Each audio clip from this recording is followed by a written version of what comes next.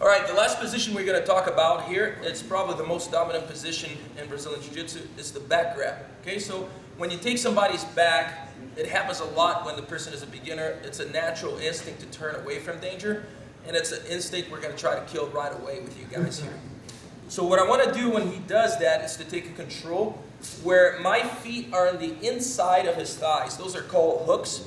I don't want the feet to be too far away down. I don't want this separation between the hook, is what we call that, and the thigh. So we want the hooks to be up here. So there's also some separation between my hip and his hip. I don't want to be too close here because it kills my mobility. So avoid doing this. You want to be here. I have a forward lean with my chest towards his shoulders, and here I want to be glued on him. And as far as the grips go for the control, I'm going to use one arm over and one arm under his arms.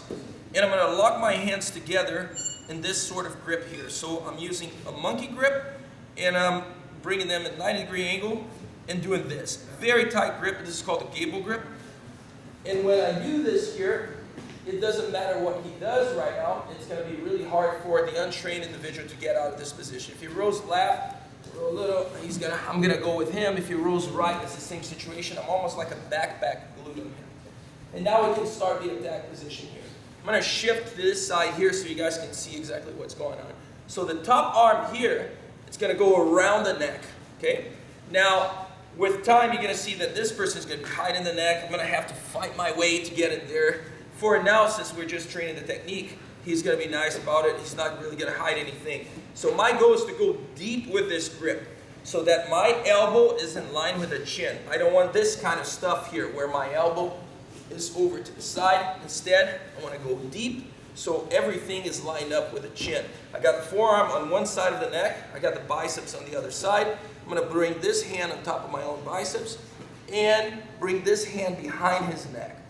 Now, I usually teach it with the palm towards me to avoid the beginner mistake of trying to crank up this by bringing it forward. I'm really not trying to break his neck. I couldn't break his neck if I wanted to. I'm not that strong.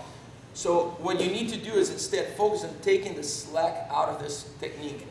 It's going to be the narrowing of this V here, so bringing my biceps towards the forearms, coupled with this forward pressure of the wrist. So I'm contracting everything. You can see just by the contraction of everything and keeping my head closed here. He's near the verge of tapping. If I squeeze hard enough, he's going to tap.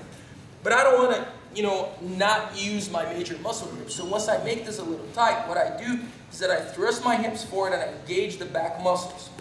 So now instead of his battle being his neck muscles against my arm muscles, it's his neck muscles against my arm muscles and my back muscles. So I have definitely advantage here.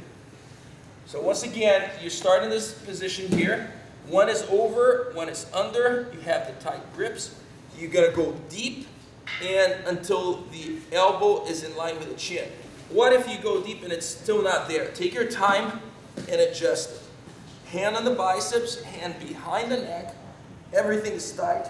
Tight squeeze and arch back. On the other side here, so I'm right here. I'm going to go deep.